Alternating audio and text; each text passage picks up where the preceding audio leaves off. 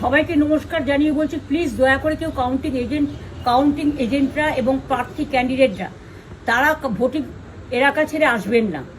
Strong রুমে যেখানে counting হচ্ছে, মানে সেন্টারে, সেখান ছেড়ে কেউ আসবেন না।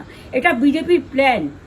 প্রথম 2-3 রাউন্ডে আমি কালকে থেকেই বলছি যে ওদেরগুলো আগে দেখাবে, আমাদেরগুলো পরে দেখাবে।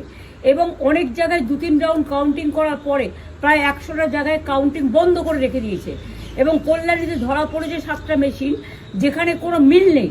এটা টোটাল ফোর্সফুলি সেন্ট্রাল ফোর্সকে দিয়ে চারিদিকে তৃণমূল কংগ্রেসের উপর অত্যাচার করছে, অফিস ভাঙছে, জোর করে দখল করছে।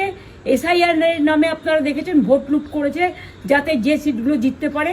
কিন্তু এখনও এমন 70টা সিট আছে, 100টা সিট আছে যেগুলো আমরা এগিয়ে আছি, সেগুলো বলছে না। টোটালটাই মিথ্যে নিউজ খাওয়াচ্ছে। আগে ডিআইসিও এই খবরগুলো দিত, কিন্তু তাকে কালকে চেঞ্জ করে দেওয়া হয়েছে।